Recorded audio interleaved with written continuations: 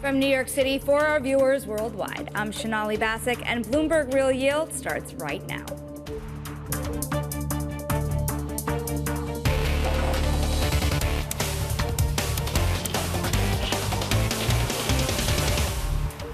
Coming up, fresh inflation data shows sticky price pressures. Wall Street adjusts to higher for longer, and Treasury yields hit 2024 highs. But we begin with the big issue, a cut delay from the Fed. The Fed focuses on PCE data. It wasn't as bad as expected. It could have been worse. I don't see why the Fed would be, rushing to be cutting rates. The case for Fed easing here is pretty small. The market needs to see a couple of good prints on the data. You really need to see a swift and compelling and convincing several prints of weaker inflation data. I am pretty convinced that inflation is not returning to 2% in any kind of stable, reliable way. Inflation is going to prove more sticky. This is no longer something you can explain as just the beginning of the year pop. It's just going to be more elevated than we thought. We are seeing a lot of signs that the U.S. economy is softening. It's going to be a fairly slow process. Inflation has come down pretty meaningfully. We've already landed from that very high level of growth and inflation. We still think we could be cutting rates modestly this year. Now let's look closer at that PCE data we got this morning. This is, of course, the Fed's preferred gauge of inflation, the 3-month average. The yellow line is the highest it's been in a year. Remember, core PCE over the past 3 months at a 4.4% annual rate is actually higher than any time from November of 1990 to March of 2021, according to Harvard economist Jason Furman. But the 6-month line, that is the blue line, it has been coming down. Though you see this mountainous range of inflation that we've been looking at here has been sticky and, of course, still above that level of 2%. Let's take a look at the Treasury yields here. The 2-year in particular, very, very volatile week. It has been bumping back up against that 5% level after a steep drawdown in yields earlier this year. We have not reached the levels we've seen back in October, back to 525 or so. But once we hit that 5% level, we have met resistance. We have not quite gotten there this week. And there are questions among some in the market on whether we can even move a little higher than that. This week, we heard from Cantor Fitzgerald CEO Howard Lutnick, who gave his take on when the Fed would cut. I think right before the election. Not that the Fed is involved in elections, but September? I'm thinking September, and it's not really to move the economy. It's to show off a little bit. Help a little bit. The guy who's employing you today, maybe he'll give you your job again if he gets elected. Can't hurt. So I think September, one cut.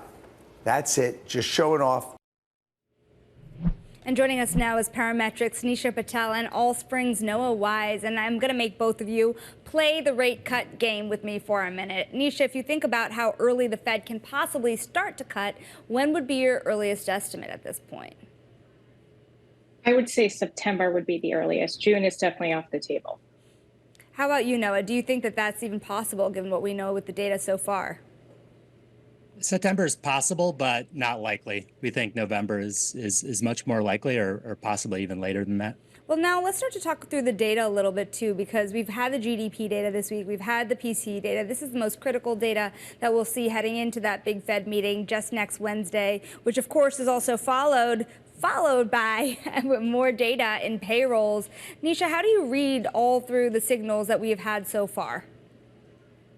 Yeah, I mean, again, yesterday it was incredible to see a weaker GDP print, and the market really overlooked that, right? Just focusing on inflation.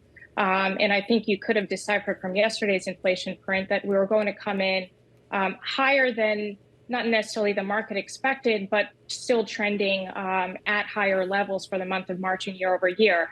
One takeaway, though, from the inflation print, and I think what we need to step back from is that, I do think the inflation print, while it is still sticky, hasn't exceeded expectations and hasn't significantly surprised to the upside. Again, it's not where, we need to be. But I have to think that the market is looking at it, that maybe some of that surprise factor and the volatility that ensues with it is kind of coming down a little bit.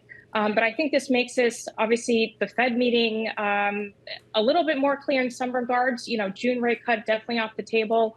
I think the Fed is going to have to shift their language to be a little bit more hawkish, kind of supporting the fact that they need to see more data before they follow through with cuts. At the same time, they're in a tricky spot. They don't want to shut that door completely, right? I mean, we just kind of took our turns of predicting when that rate cut might happen, with at least maybe one happening this year. They want to just make sure there's that language and that door open and slightly open to allow for that to happen. And that's going to be the tricky part for the Fed. Noah, do you agree with that, especially when it comes to the trajectory of inflation? Or are there other risks that you see ahead that pushes your timeline out a little further than Nisha's when you think about the potential for rate cuts?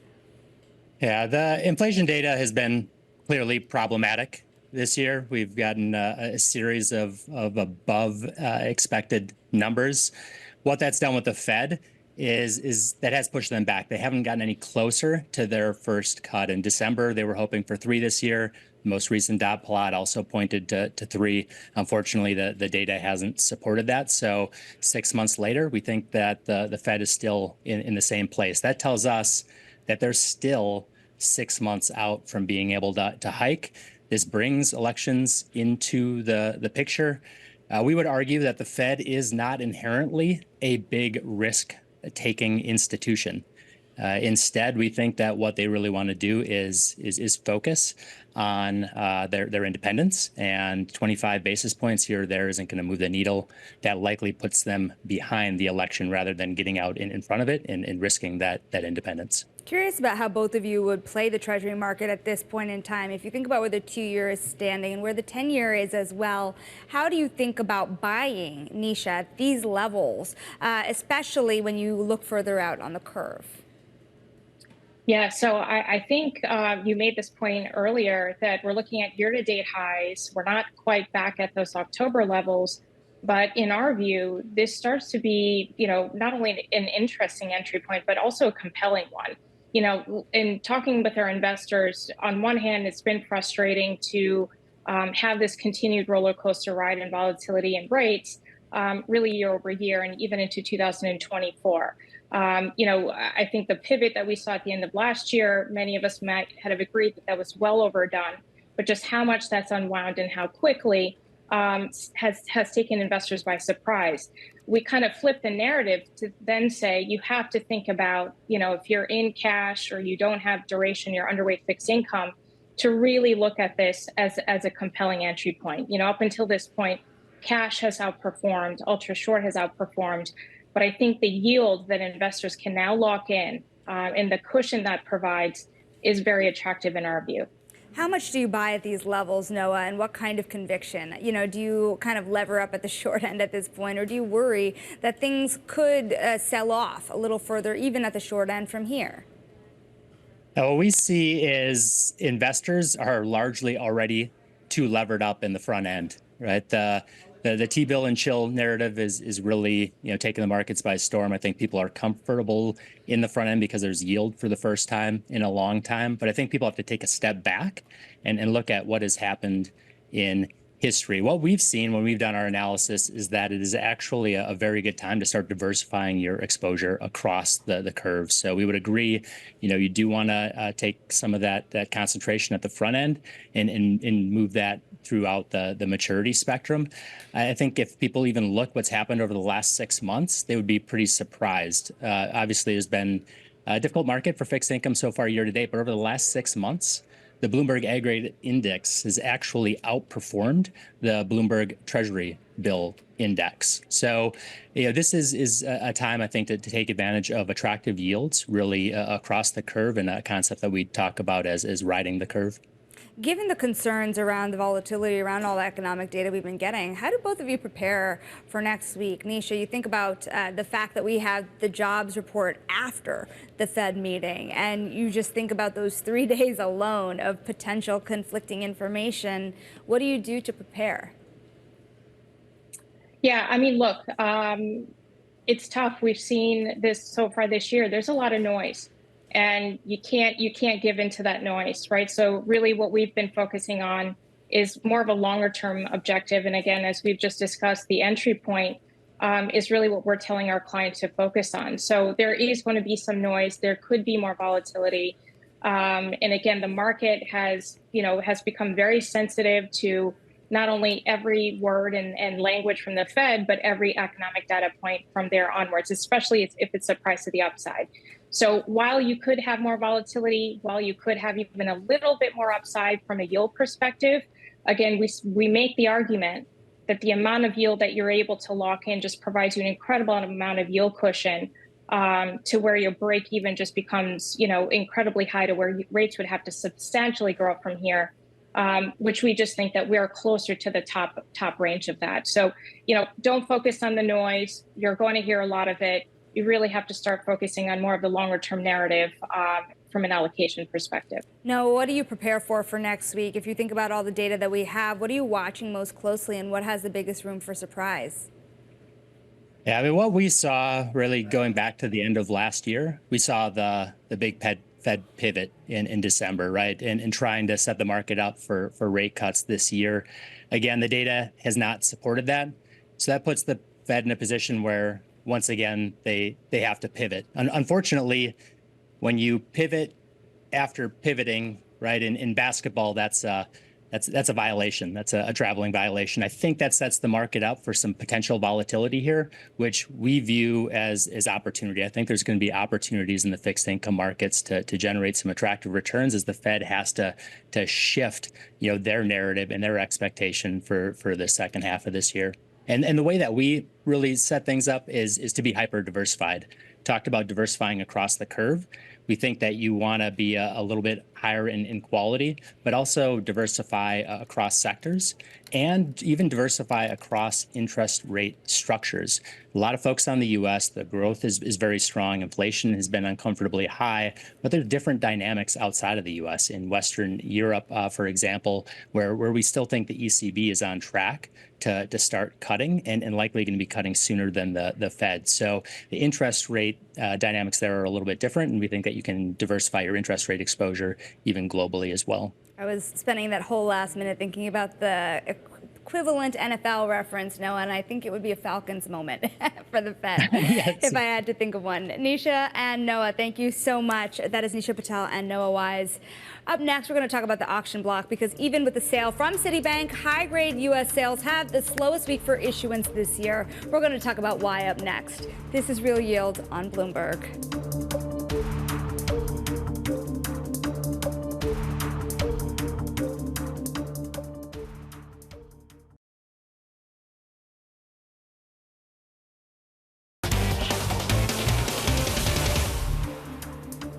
I'm Sonali Basak, and this is Bloomberg Real Yield. And it's time now for the auction block, where we highlight the debt sales for the week. We're going to start with Europe's primary market. It had over 53 billion euros in sales, well beyond expectations. And one notable deal was a new 30-year bond from Greece. Orders for the 3 billion euro sale topped 33 billion euros, just below the record high. Sticking with sovereigns, the United States sold more than 180 billion worth of treasuries this week. There were 2, 5, and 7-year offerings. Yield and demand were mixed, but the appeal of higher yields for shorter-term notes seemed to hold up. And in U.S. investment grade, it was the slowest week of the year. Only about 11.5 billion priced, falling short of estimates calling for up to $25 billion.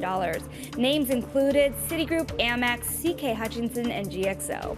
And despite this week for IG issuance being so slow, Zach Griffiths from CreditSights says sales are doing well amid higher rates.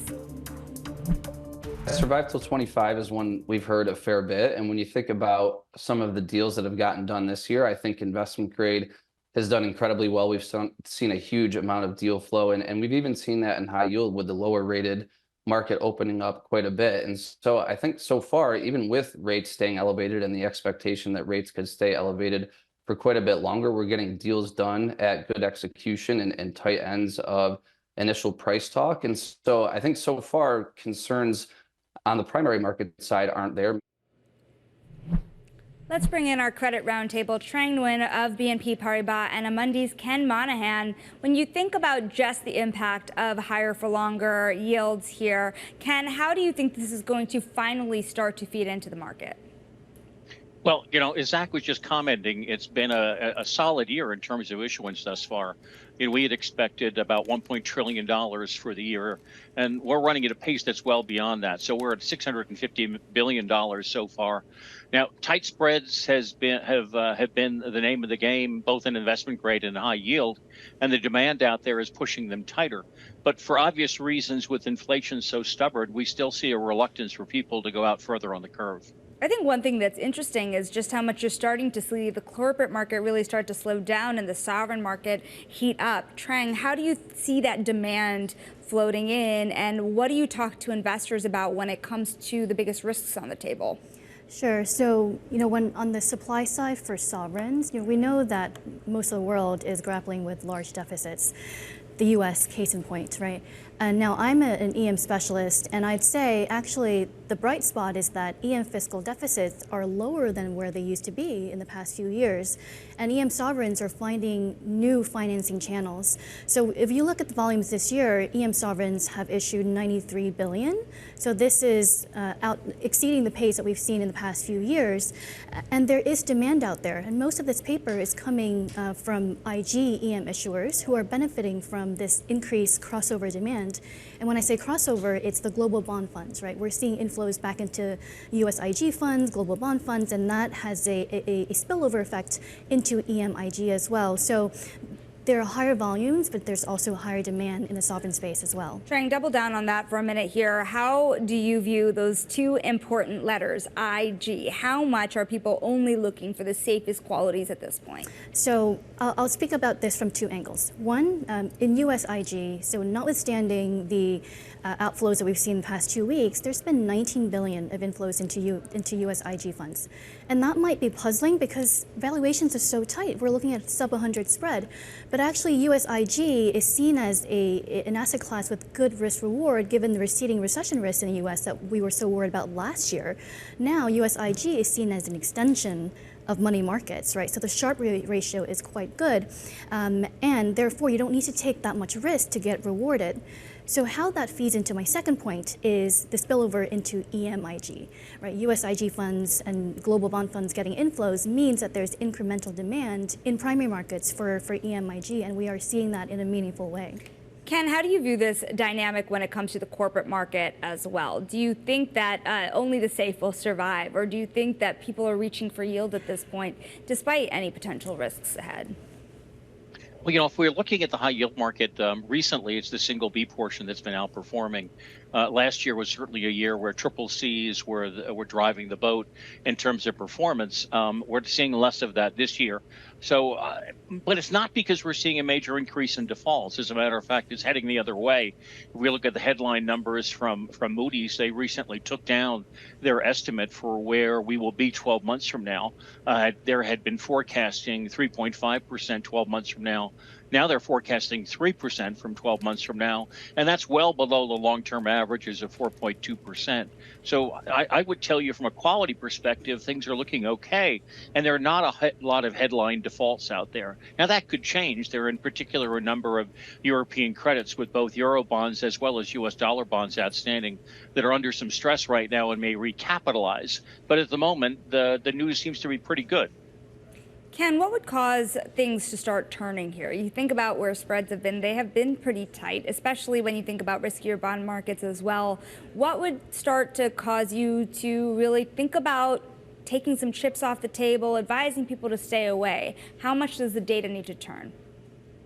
Sonali, the thing we had been looking at and watching earlier in the year and late last year, we were very concerned about the news we were seeing out of the banking system, because we were seeing that tightening of economic conditions, tightening of terms, tightening of spreads, and we hadn't seen high yield spreads move along with that, which we usually do.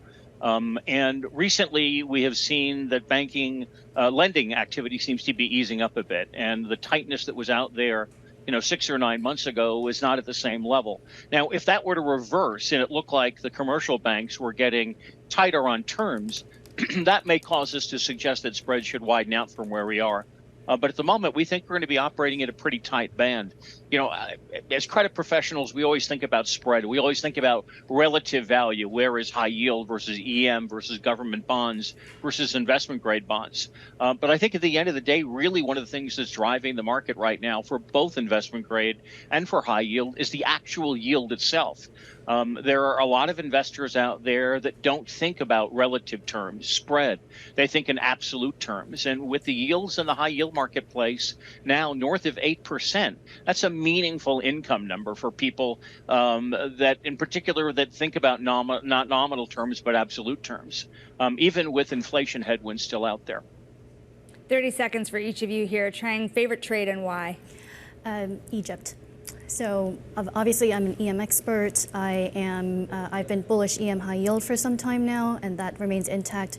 The message has been reinforced after last week's IMF World Bank meetings. Increased funding channels for EM, recommitment to sustainability-linked sources of financing. Egypt is benefiting from that, and they now have the bandwidth to really work on structural reforms. What about you, Ken? Favorite part of the market and why?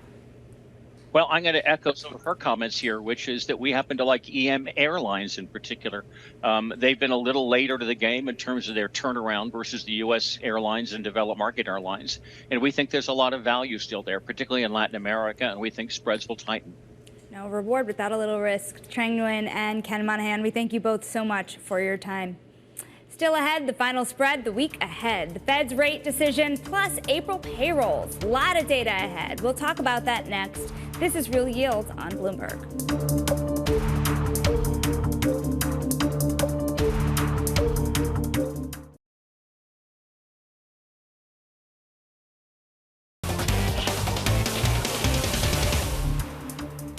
I'm Sonali Basak, and this is Bloomberg Real Yield, and it's time now for the final spread. The week ahead, coming up Tuesday, U.S. consumer confidence data, and Wednesday, of course, the Fed rate decision and the Treasury refunding announcement. Thursday, durable goods plus another round of jobless claims, and Friday, payrolls. Let's look closer to those payroll estimates here because markets do expect a softening, at least from the prior print, of 250K in additions, plus an unemployment rate that retains its level at 3.8%. Wages is what we're watching. Of course, that is an inflationary story in the wages that we're seeing, plus new minimum wages in California, of course, a little higher. It'll be interesting to see how all of that cuts through the tape. From New York, that does it from us. Same time, same place next week. This was Bloomberg Real Yields, and this is Bloomberg.